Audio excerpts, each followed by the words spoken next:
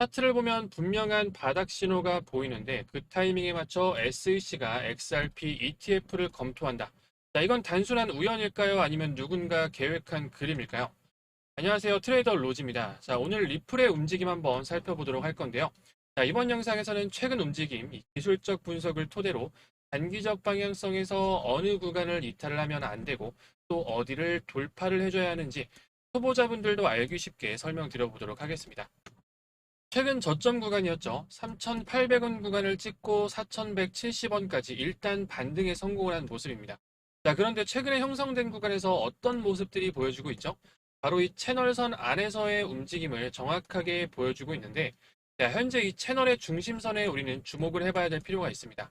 자, 항상 이러한 채널의 움직임에서는 이 중심부를 기점으로 추세의 지속성을 결정을 하게 되는데요.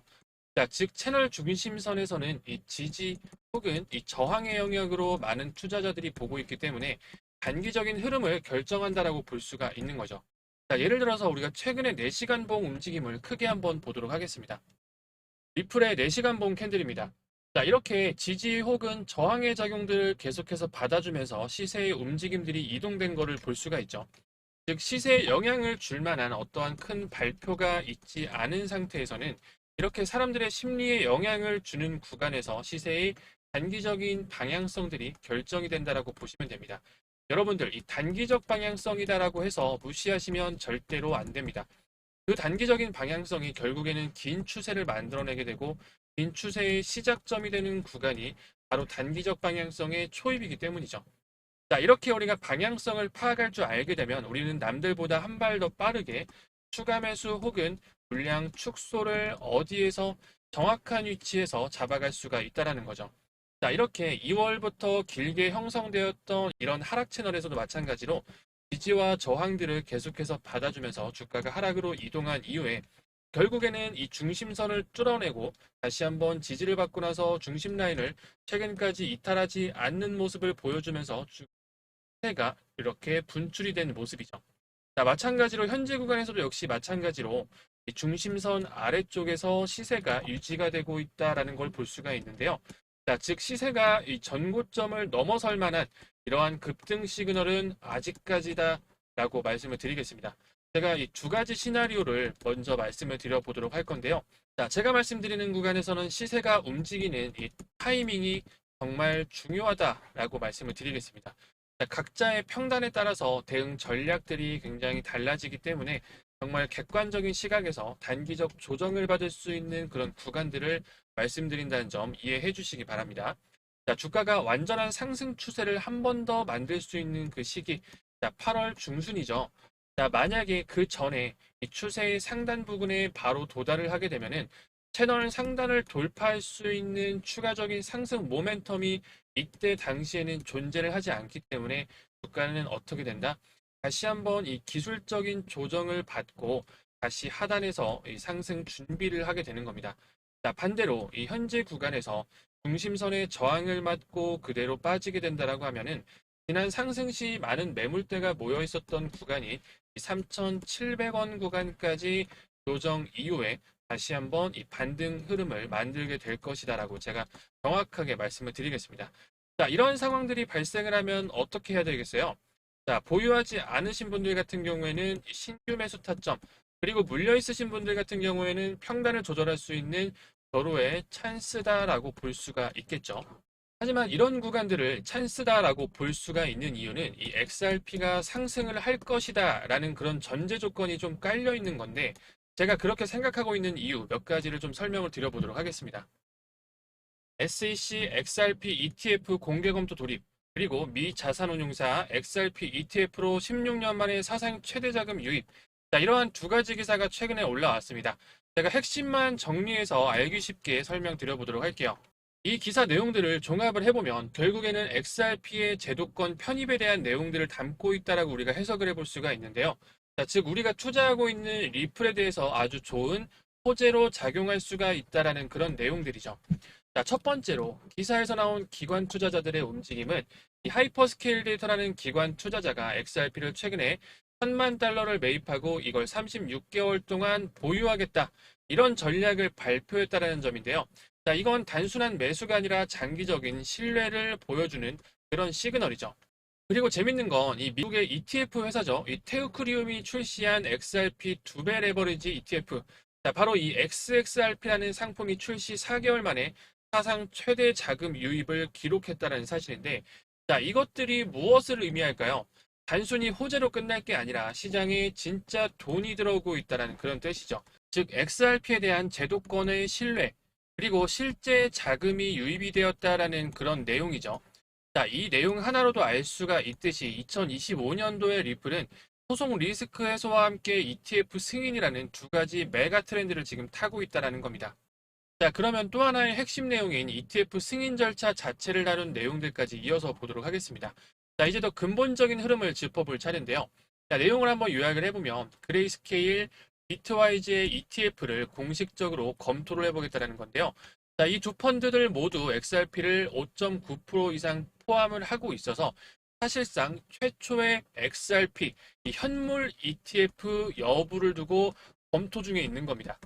자, 의견 수렴 마감일은 8월 22일. 이날을 기점으로 승인 여부에 대한 실질적 판단이 나올 수가 있습니다. 자, 이 내용을 가지고 블룸버그 분석가들도 이렇게 얘기를 해요. 자, 이 흐름이 지속된다라고 하면 9월에서 10월 XRP ETF는 충분히 가능하다. 자, 여러분들이 비트코인, 이더리움 이 종목들이 ETF 시장에 들어왔던 거를 기억을 하신다라고 하면 XRP의 제도권 진입이 얼마나 큰 의미인지 여러분들이 더 잘 아실 거라고 생각을 합니다. 현재의 움직임을 종합해보면 이렇습니다. SEC의 공식적인 검토, 그리고 기관들의 자금 유입, 자, 마지막은 단순 알트코인에서 제도권 자산으로 전환이 되는 이 시장의 변화. 자, 이제 XRP는 불확실성의 그림자에서 벗어나면서 제도권 자산으로 거듭나고 있다라는 그런 시각들이 지금 확산이 되고 있고 중장기적 상승 가능성까지 계속해서 나와주고 있습니다. 자, 그리고 이러한 흐름 뒤에는 또 하나의 배경이 있죠. 바로 이 리플과 SEC 간의 소송의 마무리.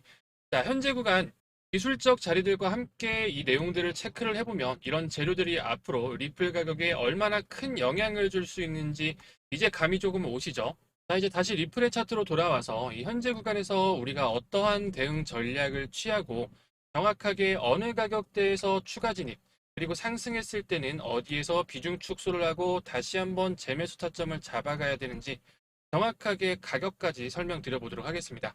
자, 이 전략을 설명드리기 전에 제가 어떠한 전략을 가지고 어떠한 매매를 하는지 여러분들이 아셔야 되기 때문에 제가 사용하는 기법 하나를 설명을 좀 간단하게 드려보도록 하겠습니다.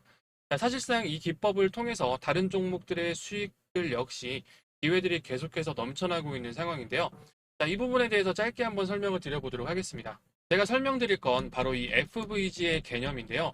페어밸류 갭이라고 하면서 주가가 이동을 하면서 비이상적인 흐름으로 발생한 갭이라고 하는 겁니다. 자, 보통 강한 호재나 강한 악재에 이런 흐름들이 발생을 하게 되는데요. 자, 사진에서 보시는 것처럼 이렇게 세 개의 캔들 중에서 자, 가운데 있는 캔들의 양쪽 캔들이 한 번도 가격 터치가 안 된 구간을 얘기를 합니다. 자, 보시면 제가 이렇게 박스를 쳐놓은 구간이 있죠. 자, 이 박스 구간이 양쪽 캔들의 꼬리 구간에서도 한 번도 가격 터치가 안 됐죠. 자, 그러면 이 박스 구간에서 이 갭이 발생을 하게 되고 가격을 잡고 뒤흔드는 세력들, 흔히 말해서 마켓 메이커라고 합니다. 자, 이런 세력들이 물량을 충분히 모으지 못한 그런 가격대가 되는 겁니다. 자, 그러면 세력들 역시 원하는 방향으로 시세 이동을 했을 때 물량이 없기 때문에 충분한 수익금을 챙기지 못하게 되는데요. 자, 우리는 이런 것들을 유동성, 즉 리퀴디티가 부족하다라고 얘기를 합니다. 자, 이때 세력들은 물량을 모으지 못한 가격대로 다시 한번 고의적으로 이동을 하게 되는데, 자, 이런 움직임을 우리는 역이용한다라는 그런 이론입니다. 최근에 발생했던 리플에서의 FVG 구간에서의 움직임입니다. 자, 이런 식으로 비이상적인 움직임이 발생한 갭이 생겨났고 세력들은 이 구간에서 물량들을 충분히 모아놓지 못했기 때문에 다시 한번 이 갭 구간을 채우러 내려오게 되는 겁니다. 자, 그대로 움직임이 나오게 됐죠. 제가 최근 영상에서 말씀드린 이 FVG 매수 타점 자리에 대해서 설명드리면서 종목에 대한 타점 자리를 한번 잡아드렸던 적이 있습니다. 자, 이 영상은 7월 31일에 올려드렸던 영상이고요. 자, 이때 당시 영상에서 제가 종목 이름은 따로 말씀드리지 않고 이렇게 매수 밴드를 설명을 좀 드렸었습니다. 자, 짧게 한번 10초만 시청을 해보도록 할게요.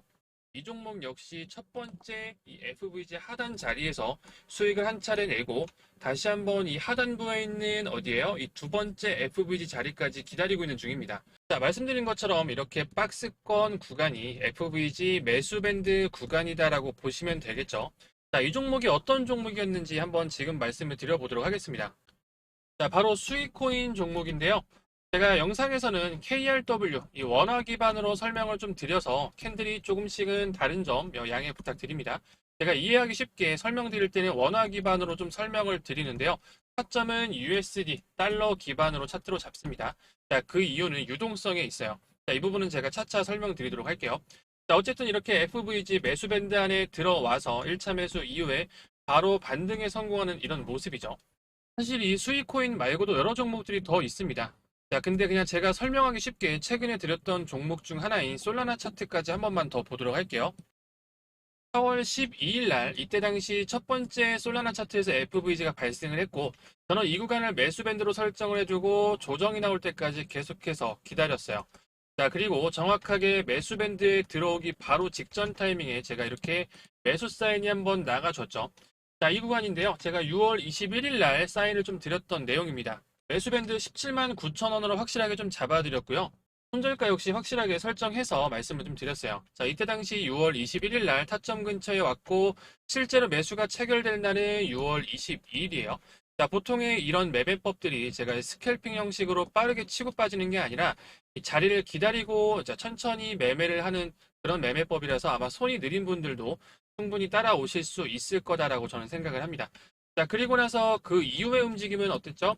자, 정확하게 매수 밴드를 찍고 나서 엄청난 반등 흐름이 나오게 됐죠. 자, 이거는 제가 기술적 흐름에 의한 매매법이기 때문에 정확한 매수가 그리고 매도가들이 정해져 있습니다.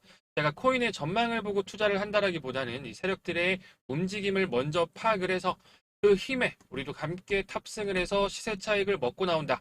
자, 이것들이 포인트다라고 다시 한번 말씀을 드려보도록 하겠습니다. 자, 그리고 솔라나는 1차 목표가, 2차 목표가 모두 완료하고 종료가 된 종목이에요. 다시 리플의 차트로 돌아와서 분석을 한번 해드리겠습니다. 자, 방금 말씀드렸던 이 FVG 내용들은 모두 이해하셨죠? 자, 혹시라도 이해 안 되시는 분들 있다라고 하면 제가 기법 설명을 전자책으로 만들어 놓은 파일이 좀 있어요. 그래서 초보분들도 보시고 바로 매매에 좀 활용해 보실 수 있게 만든 내용인데요. 자, 혹시라도 필요하신 분들 있으면 함께 공부해 보실 수 있게 한번 드려보도록 할게요. 자, 요거는 그냥 제 번호인데요. 자, 제 번호 한번 적어 드릴게요. 010-8199-7263. 자, 이 번호로 우리 여러분들 그냥 공부한다는 개념에서 공부라고 해서 한번 남겨놔 주세요. 자, 그럼 제가 확인하고 공부할 수 있는 자료들 한번 보내드리도록 하겠습니다.